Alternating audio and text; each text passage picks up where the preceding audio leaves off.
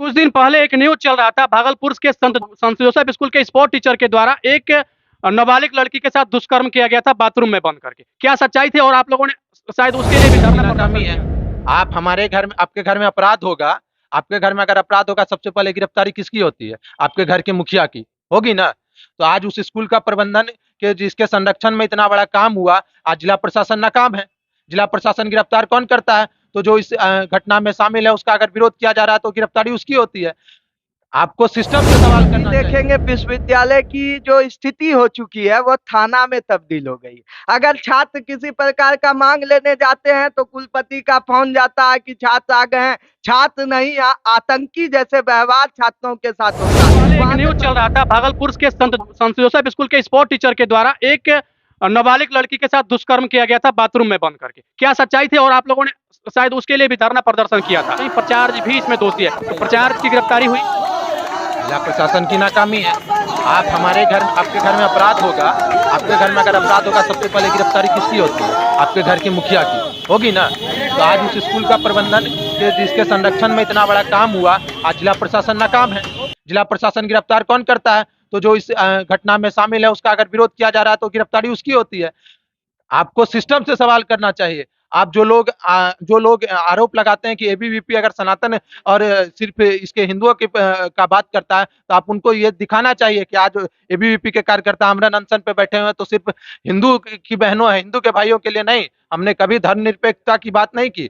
क्या बात करते हैं आप लोग? जोसेफ वाले मामले में अभी भी कल भी हम डीएसपी सर से मिले। उन्होंने कहा कि हम प्रिंसिपल को बुलाए हैं, हम जांच कर रहे हैं, बहुत जल्द उस पर कार्रवाई होगा। हम आगे उसके लिए भी रणनीति बना रहे हैं। हमारा आंदोलन वहां शांत नहीं हुआ, क्योंकि इस मामला को लेकर हमें कई बार हमने विश्वविद्यालय को ज्ञापन दिया था, लेकिन विश्वविद्यालय हमारे मांग को नहीं मान रही थी। मेरे पास लास्ट ऑप्शन था कि हमें आमरण अनशन पर बैठना पड़ा। अब अंजाम जो भी हो, अगर आगाज किए हैं तो उसको अंजाम तक पहुंचाकर हम लोग ये सांस लेंगे। और अभी आपने कहा यहाँ हम लोग मानवता के रक्षक हैं। हम लोग किसी धर्म या मजहब के विरोधी या फिर पक्षधर नहीं है। हम लोग मानवता के रक्षा करने वाले, हमारे यहाँ सब लोग आ जाते हैं। अब क्या है, जब तक हम सवाल करेंगे नहीं वो चीजें निकल के सामने नहीं आएगी। जैसा कि आपने बता दिया मानवता के रक्षा का ये बोर्ड लगा हुआ है, इसमें लिखा हुआ है कि वर्ष 2016 से सभी वर्गों की छात्रा एवं एससी एसटी छात्र का इन्होंने जिक्र किया है। इसके साथ सिर्फ और सिर्फ एससी एसटी या ओबीसी और जनरल समाज के भी लोग? एससी एसटी छात्र एवं सभी वर्गों की छात्राओं का निःशुल्क नामांकन ये नीतीश जी का योजना है। नीतीश कुमार जी ने 2016 में ये योजना को चालू किया था। इस योजना के तहत हम लोग लड़ रहे हैं। अगर जनरल ओबीसी के लिए होता तो हम लोग लड़ते, लेकिन यहाँ एससी एसटी के लिए, जिससे विद्यालय जो कुलपति होते हैं उनके पास आपने ज्ञापन दिया? जी, कुलपति को ज्ञापन दिया। कुलपति ने हमारे ज्ञापन पर लिखा भी है कि उनका फीस रिटर्न के लिए कुलपति ने हमारे ज्ञापन पर लिखा, और कुलपति के द्वारा यहाँ से यूनिवर्सिटी से आवेदन भी निकल गया कि फी वापस भी होगा। कई कॉलेजों ने फॉर्म जमा भी ले लिया, लेकिन पैसा वापस करने के लिए पता नहीं ये क्या चाहते हैं। 27 करोड़ रुपया बिहार सरकार द्वारा आ चुका है वापस करने के लिए, क्यों नहीं लौटा रहे हैं कुलपति महोदय? हमारा मांग यही है कि छात्र, क्या आप बताइए, एससी एसटी छात्र एवं सभी वर्गों की छात्राओं का जब निःशुल्क नामांकन होना है तो ये पैसा क्यों ले रहे हैं? आज अगर आप देखेंगे भवन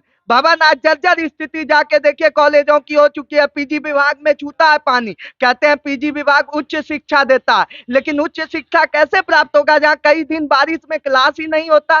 कई बार यहाँ बाढ़ में भरा हुआ नाव चलता हुआ आपको दिखेगा। तिलका मांझी भागलपुर विश्वविद्यालय पे आरोप था कि इसका सेशन टाइम पे कंप्लीट नहीं होता, इसका ये कहां तक सत्यता है इसमें? आज विद्यार्थी परिषद के आंदोलन से 2023 का सेशन 2023 में खत्म हो रहा है। ये विद्यार्थी परिषद का देन है। 180 दिन पढ़ाई और 40 दिन में रिजल्ट की हमने मांग की है।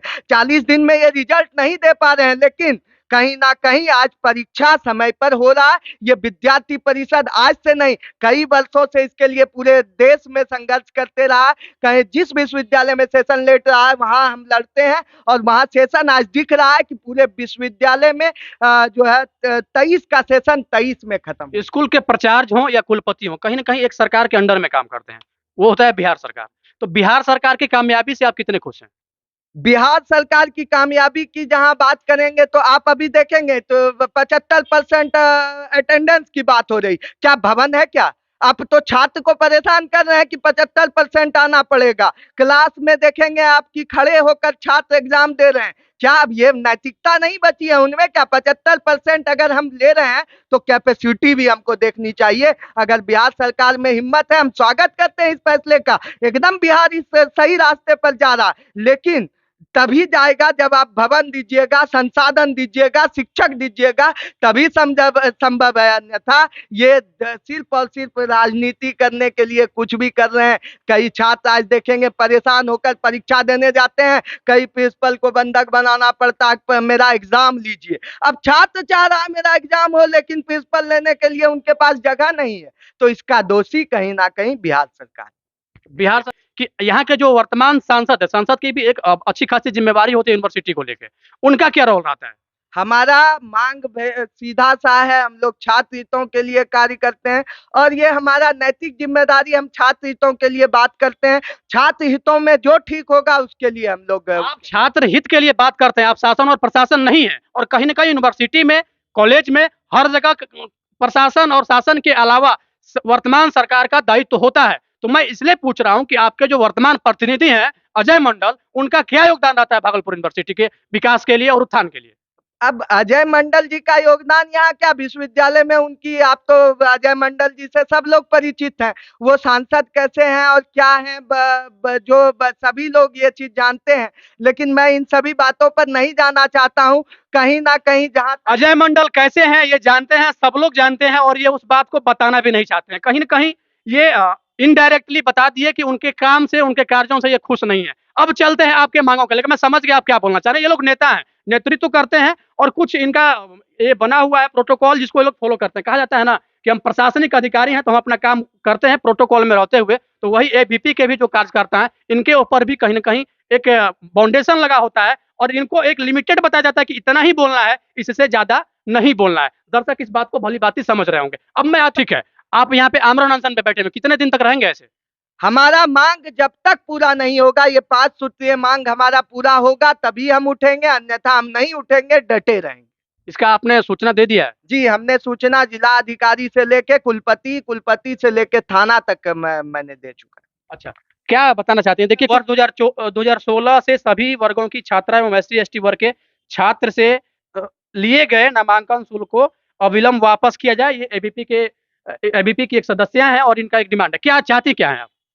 हम लोग चाहते हैं कि हमारा जो 2016 से एडमिशन लिया गया है, उस समय से हम लोग का कहा गया था कि वापस होकर एडमिशन चार्ज, तो जो हमारा 1 रुपया लेकर के शुल्क लेकर के एडमिशन लिया जाता है, तो हमारा जितना भी लिया गया पैसा वो हमारा रिटर्न हो।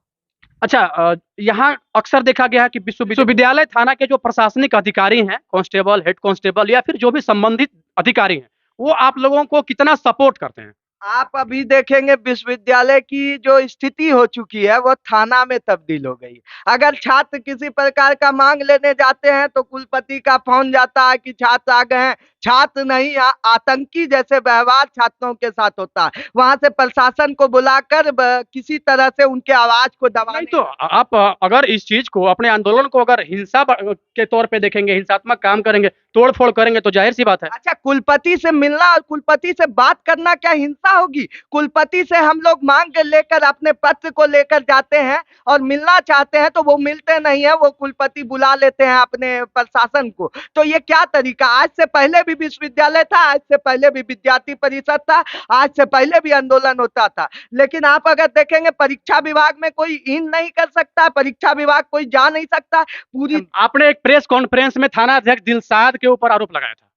जी देखिए, अब थाना अधिकारी अगर किसी मानसिकता के साथ काम करेंगे तो उस पर आरोप तो लगना तय है। अगर वो मान लीजिए मैं आंदोलन कर रहा हूँ, मेरे आंदोलन को दबाने का कार्य कोई करेगा तो हम बोलेंगे। वो स्वतंत्र है सभी लोग। अगर कोई मान लीजिए मेरे ऊपर 15 केस अगर नहीं है, अगर वो कह रहे हैं 15 केस है तो साबित करे, तो बात खत्म हो जाएगा, आरोप खत्म हो जाएगा। हमको अंदर कर दीजिए ना, फिर छोड़ के क्यों रखें? तो हमारी मांग विश्वविद्यालय से 5 सूत्रीय मांग है और हम लोग अनशन कर रहे हैं। अनशन को जारी रखेंगे जब तक छात्र हितों की समस्या दूर नहीं।